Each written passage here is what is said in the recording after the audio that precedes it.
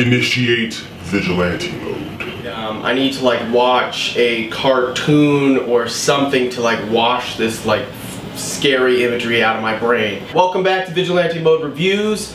Today we're talking about The Conjuring 2, directed by James Wan. So this is following the first film that came out a few years ago, and the second film takes place in the United Kingdom, in London. I gotta say, like, a pretty good sequel. Sequels have a lot of difficulties in living up to that first movie. The first film I thought was a really good piece of work. In fact, I think in some ways it reinvigorated the horror genre. I think that there's been a little bit of a slump in horror movies in the last like 10 years. A lot of remakes, Nightmare on Elm Street, Jason, Halloween. Conjuring felt really fresh when it came out. There's a lot of positives in this film. One of the biggest things that really worked well is the casting. The kids in the film were great. And if you saw the first film, you know that it relies a lot on the talent of young actors. The kids in this movie were really phenomenal, particularly the young girl who played Janet. Her name is going right here,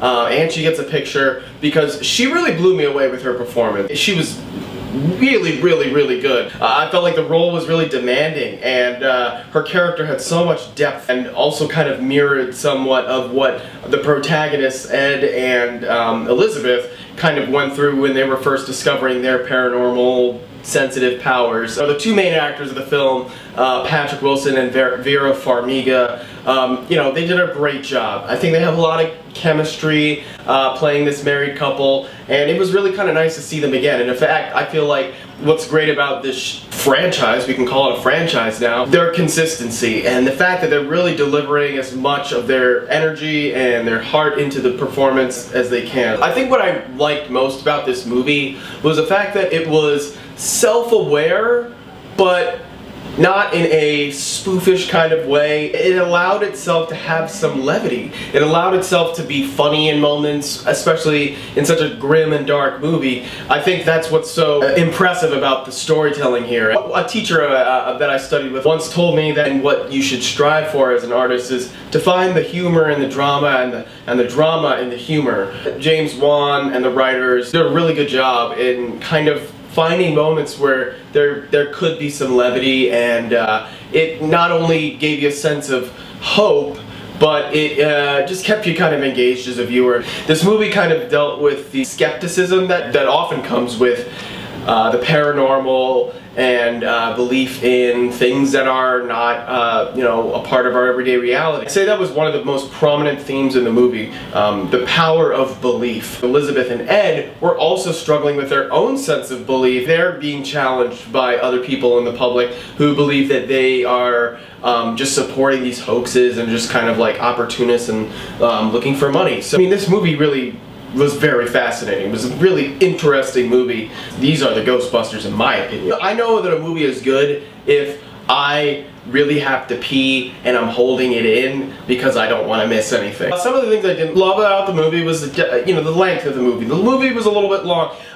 It's not that it bothered me, the length. I just feel like sometimes that's a symptom of a little bit of a pacing problem. I feel like the movie had a tolerable pace, but there were just like some moments of kind of like dead space where I felt like things could have been tightened up. You could have maybe like removed a scene from like kind of Act 1 and a scene from Act 3. The movie had like this kind of scaffolding and building up to like, it was like a crescendo. I think that it could have managed some of the repetition a little bit better by maybe just moving out like 1 or 2 scenes. I also heard from another review that the ending was like a cop-out. I personally didn't feel that way. I actually thought the ending was suitable. The ending worked for me because there was enough build up to it. There is a character in this movie, I feel like, unlike Annabelle, which was somewhat of like a flop, this movie had a character I feel like is very spin-off worthy, so I would really like to see them try to make a spin-off film of just like, you know, that character. I was legitimately scared. I sat in one of those like little solo seats because, you know, I had no one to go with me this time.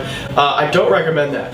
very fear-inducing. It's always great when you have like that kind of sense of camaraderie with like the people in this dark room who you've never met before. Plus, I also felt like we were all like in this together because the movie was legit, for me at least, like a scary experience, and I kind of felt like I needed the emotional support to like get through it. James Wan and his technical acuity, I mean, he is a really good director. He really knows how to use that camera, baby. He puts that camera in like the most interesting spots, creating these POV angles, really giving you a sense of like what characters are feeling. I love that. That's like a Scorsese thing. Also his sense of lighting. Now it's a horror movie and shadows are used, I mean, just expertly done. James Wan is going to be directing Aquaman.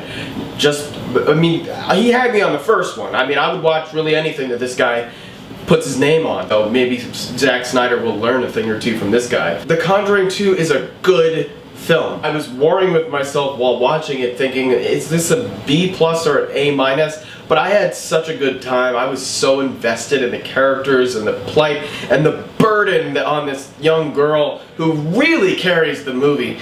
This movie gets an A- for me. Aside from those little pacing gripes, that's really my only main problem with the movie. The jump scares work for me, and it wasn't just jump scares. It was like creeping, seeping into you scares. Now we're seeing like some new, kind of more sophisticated horror movies. There's a film coming out called Lights Out. So you might have heard about it. There's a short film of which the feature length is based on. The strength of the short film enabled this feature length to be produced. It looks really good. It's got some promise. I mean, just the short film alone is like, whoa.